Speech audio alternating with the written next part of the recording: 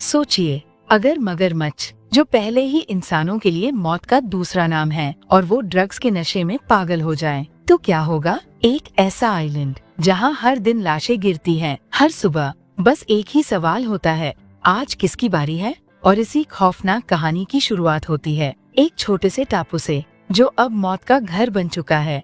कहानी शुरू होती है एक ऐसे आइलैंड से जो दिखने में जितना खूबसूरत है, उतना ही अंदर से सड़ा हुआ, जहाँ पर एक ड्रग्स का अड्डा होता है। एक दिन पुलिस की एक पूरी टीम उन अपराधियों के ऊपर हमला कर देती है।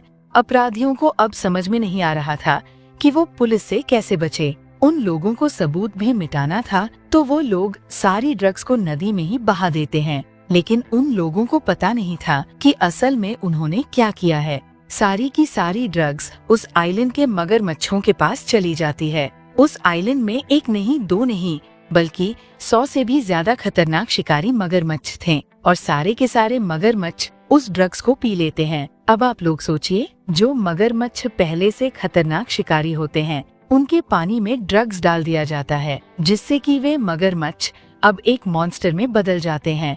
इस हादसे के बाद उस आइलैंड पे मौतों का सिलसिला चालू हो जाता है। हर दिन एक खबर आती है कि आज इतने लोग मारे गए और कल इतने लोग मारे गए थे। अब ये मगरमच्छ सिर्फ अपनी भूख मिटाने के लिए नहीं, बल्कि लोगों को मारने के लिए नदी से बाहर आते थे। और इनमें से एक बहुत ही खतरनाक मगरमच्छ होता है, जिसके चेहरे पर दाग होता है। अब देखना ये है कि क्या कोई इन मगरमच्छों को रोक पाएगा। आइए जानते हैं। इन सारे हादसों से बेखबर कहानी हमें इस मूवी के लीड कैरेक्टर काइल के पास लेके जाती है। काइल, जिसका भाई कुछ महीनों पहले ही उसे छोड़ के चला गया था।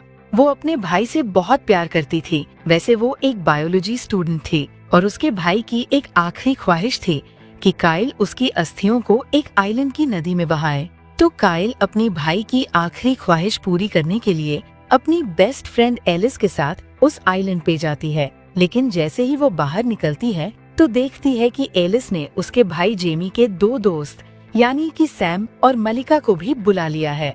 काइल को ये सब पसंद बिल्कुल नहीं आ रहा था। वो चाहती थी कि वो अपने दोस्त के साथ जाए और आइलैंड पे काम करके लौट के आ जाए। लेकिन अब उसके साथ 2 और दोस्त थे। अब वे लोग उस आइलैंड पर जाने के लिए निकल पड़ते हैं। रास्ते में सैम को भूख लगती है और उन्हें पानी भी पीना था, तो वो एक लोकल दुकान की तरफ रुकते हैं।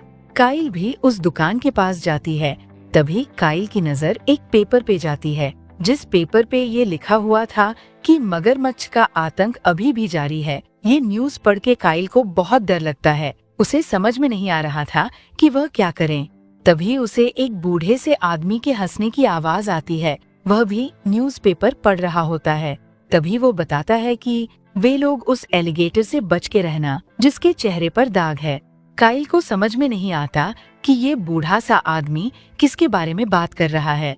इससे पहले वो उससे कुछ और पूछ पाती, वहाँ पर उसके दोस्त आ जाते हैं और वो काइल को लेके वहाँ से चले जाते हैं। यहाँ किसी को नहीं पता था कि आने वाला वक्त कितना खतरनाक और खौफनाक होने वाला था। फाइनली वो लोग एक प्राइवेट प्लेन की तरफ पहुँचते हैं। काइल को उड़ने से बहुत डर लगता था, लेकिन अपने भाई के लिए उसे ये जोखिम तो उठाना ही था। फाइनली फ्रैंक अपने सारे पैसेंजर को लेके वहाँ से बाहर निकल जाता है। उस प्लेन में एक रूफस नाम का बिजनेसमैन होता है, जो कि लगातार फोन पर बात कर रहा होता है। सारे पैसेंजर रूफस को मना करते हैं कि प्लीज अपना फोन बंद करो, लेकिन रूफस किसी की बात नहीं मानता। तभी एक बूढ़े आदमी को गुस्सा आ जाता है और वो उसकी तरफ बढ़ता है। लेकिन इससे पहले यहाँ कुछ हो पाता, हमें यह दिखाया जाता है कि प्लेन खराब हो चुका है और अब प्लेन क्रैश होने वाला है। सब कोई बहुत डर जाते हैं। वो बूढ़ा सा आदमी भी प्लेन से टकरा के गिर जाता है। फाइनली प्लेन नदी में गिर जाता है और प्लेन की धज्जियां उड़ जाती है।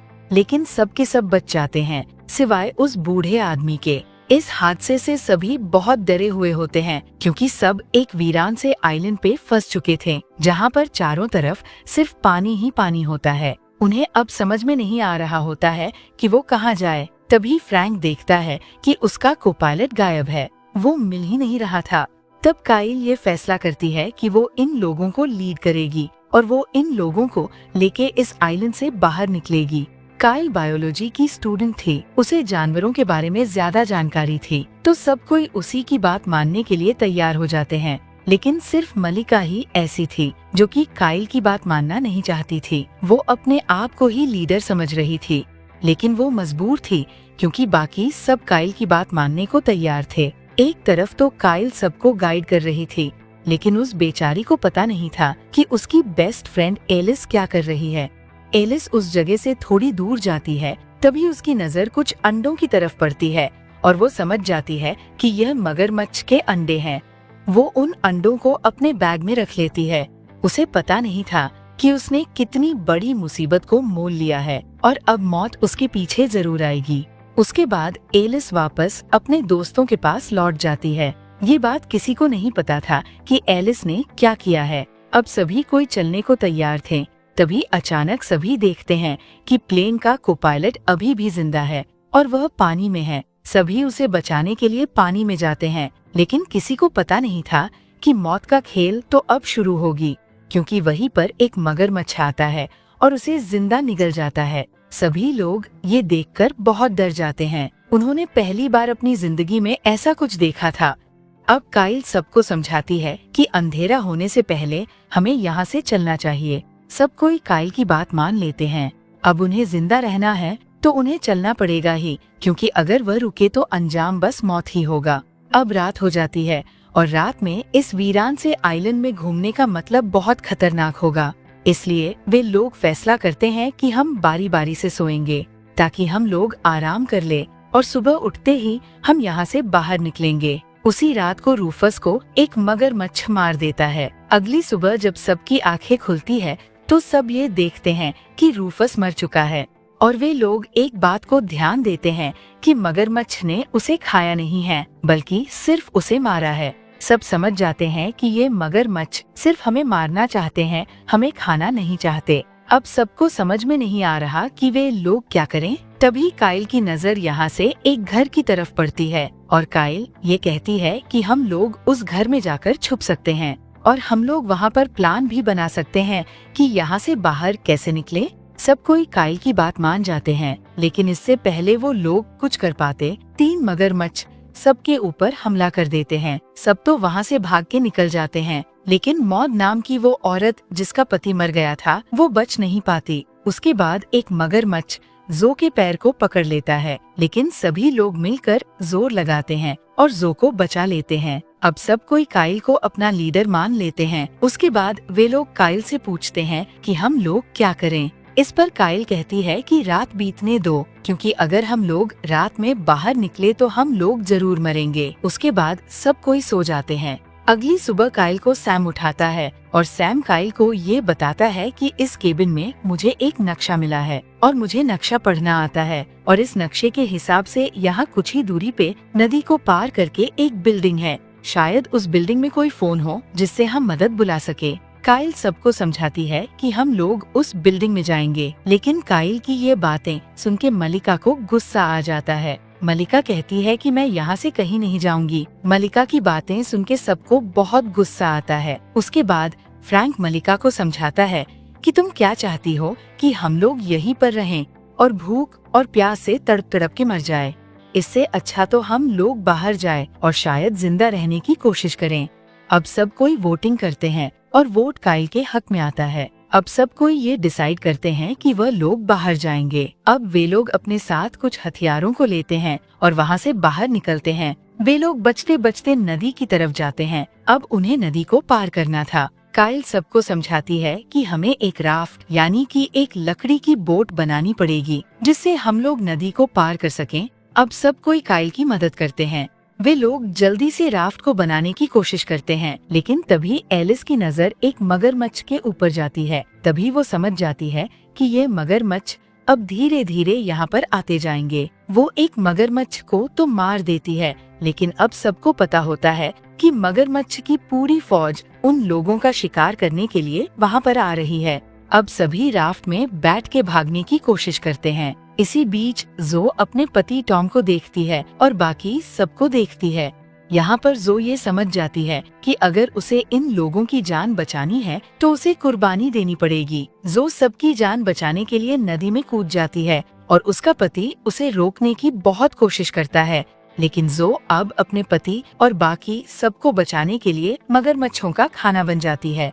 वहाँ से बच के भागने के बाद फाइनली वे लोग उस बिल्डिंग की तरफ पहुँचते हैं। ये बिल्डिंग वही बिल्डिंग होता है जहाँ से ये कहानी शुरू हुई थी, यानी कि वही ड्रग्स का अड्डा। लेकिन उन लोगों को ये बात पता नहीं होता है। अब सब के सब बिल्डिंग के पास जाते हैं। अब फ्रैंक अपना पूरा गुस्सा मलिका के ऊपर निकालता है। वो मलिका से कहता है कि तुम कितनी खुदगर्ज हो, कितनी मतलबी हो, मैं अच्छी तरीके से जानता हूँ। अब तुम्हें जीने का कोई हक नहीं है। ये बोलकर वो मलिका को नीचे की ओर धक्का दे देता है। तभी अचानक एक मगरमच्छ फ्रैंक पर हमला कर देता है और उसे अपने साथ ले जाता है। इतना दर्दनाक हादसा अपने सामने होता हुआ देख के मलिका डर जाती है।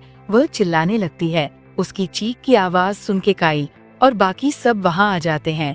उसके बाद मलिका काइल से माफी मांगती है, लेकिन अभी इन सारी बातों का वक्त बिल्कुल भी नहीं था।